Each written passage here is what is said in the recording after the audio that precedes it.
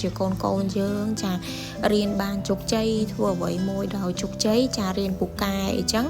ក៏មានកត្តានៅពីក្រោយនឹងដូចជាចាអ្នកគ្រូលោកគ្រូ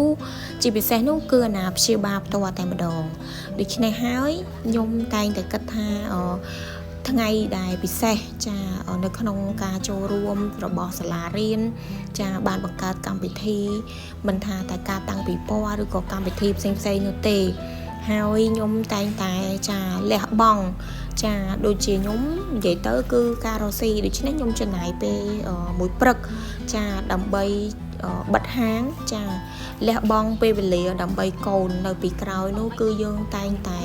ត្រូវការចាអាណាព្យាបាលនៅពីក្រោយនិយាយទៅខ្ញុំក៏គិតដែរពីអារម្មណ៍កូនៗណាគាត់តែងតែចង់ឲ្យម៉ាក់ប៉ាចាចូលរួមនៅក្នុងកម្មវិធីសាលា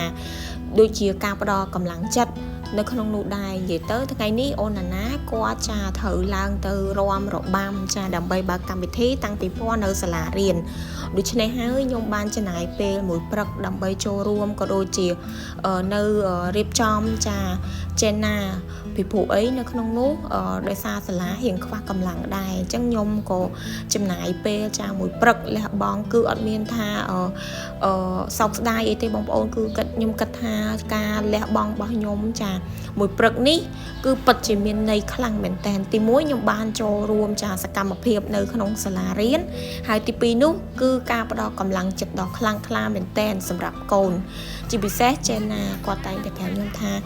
ម៉ាក់កុំទៅណាម៉ាក់នៅជាមួយអូនណាម៉ាក់នៅមើលអូនរាំណានិយាយទៅសម្ដីហ្នឹងគឺធ្វើឲ្យខ្ញុំហ្នឹងមានអារម្មណ៍ថាខ្ញុំត្រូវតា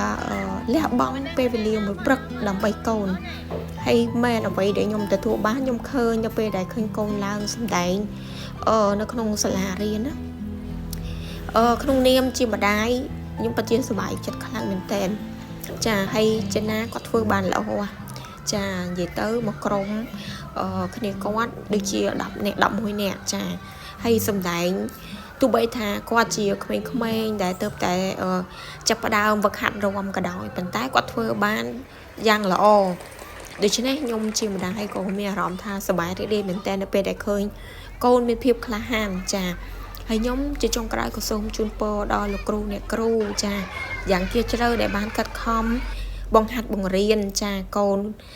ក្មេងៗចំនួនក្រោយក៏ដូចជាបណ្ដាលធនធានមនុស្សចំនួនក្រោយផងដែរខ្ញុំសូមអរគុណអ្នកគ្រូឲ្យជូនពរអ្នកគ្រូចាមានសុខភាពល្អចាកម្លាំងមាំមួនចា